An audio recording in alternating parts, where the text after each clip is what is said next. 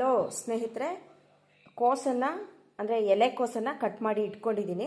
ಇದನ್ನು ಇವಾಗ ಒಂದು ಬಾಣಲಿಗೆ ಅಥವಾ ಬೌಲ್ಗೆ ಹಾಕ್ಕೊಂಡು ಅರಿಶಿನ ಮತ್ತು ಉಪ್ಪನ್ನು ಹಾಕ್ಕೊಂಡು ತೊಳಿಬೇಕು. ಏಕೆಂದರೆ ಔಷಧಿಯನ್ನು ಸ್ಪ್ರೇ ಮಾಡುವಾಗ ಪ್ರತಿ ಎಲೆಗೂ ಔಷಧಿ ಸ್ಪ್ರೇ ಆಗಿರುತ್ತೆ. ಹಾಗಾಗಿ ಇದಕ್ಕೆ ಸ್ವಲ್ಪ ಉಪ್ಪು ಮತ್ತು ಅರಿಶಿನ ನೀರು ಹಾಕ್ಕೊಂಡು ತೊಳೆಯೋಣ. ಮೊದಲಿಗೆ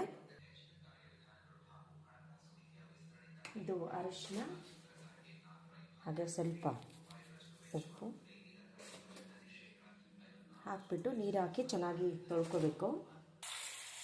ಇವಾಗ ನೀರು ಹಾಕಿ ಒಂದೆರಡು ಸಲ ತೊಳ್ಕೊಳ್ಳೋಣ ಚೆನ್ನಾಗಿ.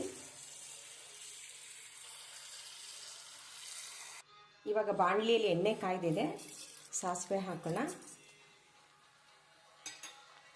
ಸಾಸಿವೆ ಸಿಡಿದ ಮೇಲೆ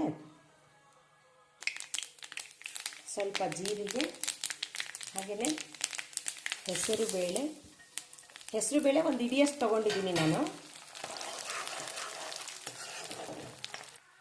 ಹಸಿಮೆಣಸಿನ್ಕಾಯಿ ತೊಳೆದು ಹಚ್ಕೊಂಡಿದ್ದೀನಿ. ಹಾಗೆ ಸ್ವಲ್ಪ ಬೆಳ್ಳುಳ್ಳಿ, ಕರಿಬೇವಿನ ಸೊಪ್ಪು ಯಾವಾಗಲೂ ನಾನು ಹಚ್ಚಿಟ್ಕೊಂಡಿರ್ತೀನಿ, ಯಾಕೆಂದರೆ ಮಕ್ಕಳು ಆರಿಸಿ ಹಾಕ್ಬಾರ್ದು ಅಂತ. ಸ್ವಲ್ಪ ಶುಂಠಿಯನ್ನು ತುರಿದಿಟ್ಕೊಂಡಿದ್ದೀನಿ. ಹಾಗೆ ಚೂರು ಹಿಂಗು ಎಲ್ರಿಗೂ ಗೊತ್ತಿದೆ, ತುಂಬ ಒಳ್ಳೆಯದು ಅಂತ. ಹಿಂಗು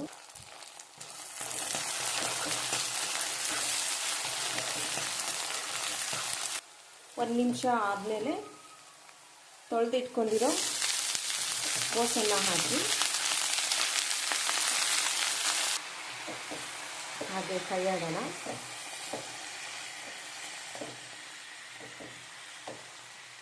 ಕೊತ್ತಂಬರಿ ಸೊಪ್ಪಿರೋರು ಕೊತ್ತಂಬರಿ ಸೊಪ್ಪು ಮತ್ತು ನಿಂಬೆಹಣ್ಣು ಬೇಕು ಅಂದವರು ನಿಂಬೆಹಣ್ಣು ಹಾಕೋಬೋದು ಇದಕ್ಕೆ. ಸ್ವಲ್ಪ ಅರಿಶಿನ ಹಾಕಿ, ಹಾಗೆ ರುಚಿಗೆ ತಕ್ಕಷ್ಟು ಉಪ್ಪು.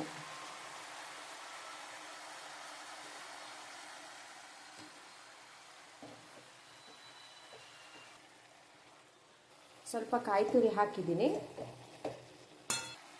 ಸ್ವಲ್ಪನೇ ನೀರು ಹಾಕೋಣ, ತುಂಬ ಜಾಸ್ತಿ ಬೇಡ. ಇದು ರೊಟ್ಟಿ ಜೊತೆಗೆ, ಚಪಾತಿ ಜೊತೆಗೆ, ಹಾಗೆಯೇ ಪೂರಿ ಜೊತೆಗೂ ತುಂಬಾ ಚೆನ್ನಾಗಿರುತ್ತೆ. ನೀರು ಹಾಕ್ಬಿಟ್ಟು ಈ ಮೊದಲೇ ಹೇಳ್ದಂಗೆ ನಿಂಬೆಹಣ್ಣು ಬೇಕಾದವರು ಆ್ಯಡ್ ಮಾಡ್ಕೋಬೋದು, ಇದಕ್ಕೆ ಕೊತ್ತಂಬರಿ ಸೊಪ್ಪು ಆ್ಯಡ್ ಮಾಡ್ಕೋಬೋದು. ಈಗ ಮುಚ್ಚಿಬಿಡೋಣ. ಒಂದೊಳ್ಳೆ ಕೋಸು ಪಲ್ಯ ತಯಾರಾಗುತ್ತೆ.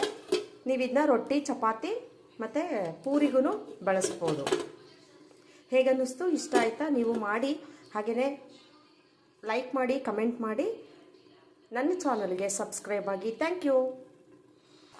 ನೋಡಿ, ಬಿಸಿ ಬಿಸಿಯಾಗಿ ಒಂದೊಳ್ಳೆ ಪಲ್ಯ ಇವಾಗ ತಯಾರಾಗಿದೆ. ಇದನ್ನ ಖುಷಿಯಾಗಿ ಮಾಡಿಕೊಂಡು ನೀವು ತಿನ್ನಿ. Thank you. ಬಾಯ್.